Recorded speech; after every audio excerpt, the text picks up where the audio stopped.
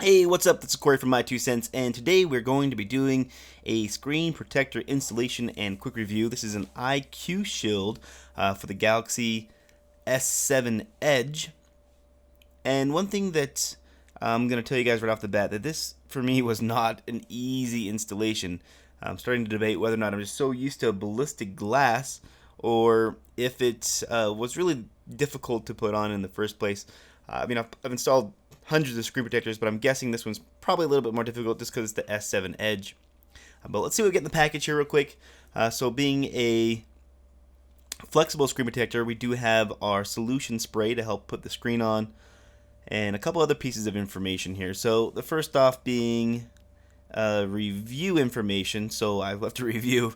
If you got here, you finding that, hit me up and give me a thank you point on Amazon. We can see that we have a squeegee, a microfiber cloth, some solution, a screen protector itself, and then if you want to read some information about it, I'm not a big fan of their information they have on their websites, but it does tell you how to do it. Basically, what we're going to do to install the device is clean it, spray the solution on our fingers, pull the screen protector off, squirt it on the screen protector, remove excess, put it on, and then squeegee off the remaining residue. So let's go ahead and start off with cleaning it with the microfiber cloth. And if you had to use some alcohol or a wet clean to do that, make sure you get all the dust off. So we're going to go ahead and squirt the solution on our fingers. The goal here is to make sure that we don't get any fingerprints or residue on the protector. You want to make sure that your hands are nice and clean when you do this as well.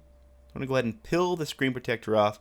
Now when you do this, and one thing to understand about these protectors is you don't want to pull them very hard. They are plastic, so they do stretch, and we don't want to ripple them in any way. So we're just going to give it a couple spurts. We don't need it dripping wet. One nice thing about this phone, though, is that it is water resistant, so that should be helpful. And one tip or advice is make sure it's lined up as close as possible before you start squeegeeing this thing down.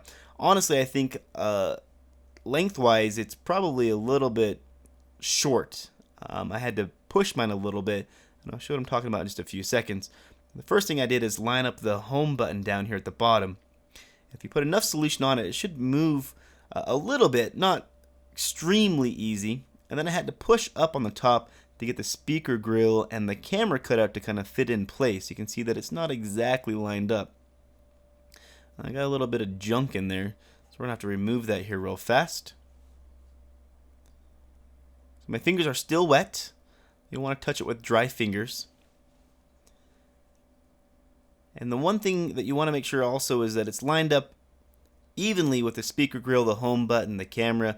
That way when you go to put the edges on, they're not too long and they don't hang over the bezel of the phone, which will make it so it doesn't seat properly. So just looking at it to see how well it's seated, it needs to go up just a little bit more.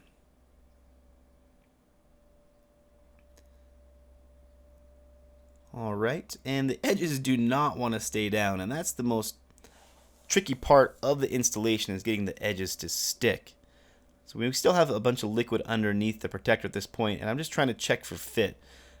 We'll take our squeegee, start squeegeeing out some of the liquid. And it's coming out pretty easy. Normally it should come out really easy with the bubbles. These ones should move a little bit towards the edge, but they just do not want to come out. See how these ones just push right out, whereas these ones are really stuck in there. So actually what I'm going to do is lift the protector up a little bit. So I'm going to squirt some solution on my fingers. I'm going to slide it back just a little bit, spray the solution on top, and then put it back down. Just one squirt. We don't need a ton. It was just a little bit dry, and you can see automatically, see how much easier those bubbles will remove themselves off the screen. So now we're going to go ahead and squeegee out as much as we can off of the surface before we start doing the edges of the phone. Try to get all those bubbles out. And you may have a couple in there, and that's not the end of the world at this point, but we do want to get them out before it dries. So at this point I try to start sticking down the edge, and one thing that I've noticed when doing this is it has to be slightly dry for it to actually stick on the edge. And if you get a ripple like I just had, just make sure you smooth it out. So what I do is I wipe away some of the excess. You can use the microfiber cloth that came included with it, and start trying to push down the edge. It doesn't want to stick down. The corners always want to pull up. And at this point I'm wondering, Is it too long for the actual phone? Is it hitting the edge? Which it actually is not. It's cut to be basically exactly the size that the edge needs. So I'm going to try to squeegee out a little bit more water here. Just rubbing my fingers across the edge. Keep working it until you get a lot of the liquid out, and then you'll see it starts to stick a little bit once you get it to that point. Now, once you get it down, it seems a little bit easier to leave it and let it dry rather than keep working on it. We just want to make sure you get all the bubbles out as much as possible. You may have some tiny micro bubbles in there, and that's okay. It'll remove itself when it dries. But you don't want to keep fiddling with it until you ruin your protector. So we're going to let it dry up for just a few seconds. We're going to work on the surface bubbles just one more time, get most of them out.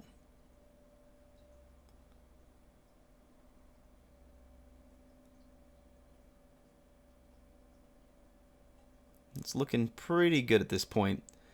Start working your edge down. Now once you have that done, I'm going to let it dry.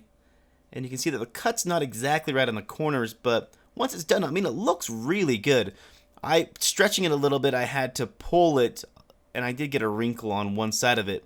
The camera and grill didn't seem exactly lined up, but in the end, to get a protector for an edge phone, it seems pretty good. You can see that the camera cutout's not exactly lined up, but down here the home button looks pretty solid also. You can see it's not exactly cut out, but it basically, you don't see anything cut in the actual camera. It's all over the grill, so all in all it worked out quite well. One concern I had was when I throw it into a case, it's just going to peel right up because it's right on the edge. It's just going to want to snap right off. So putting it into a case and snapping, I'm not being extremely careful. I just want to see if it's going to pop off. I didn't have any issues with that, which is great. So pretty solid there as well. I did wait 24 hours before I put it into the phone case, which is something that I suggest doing as well.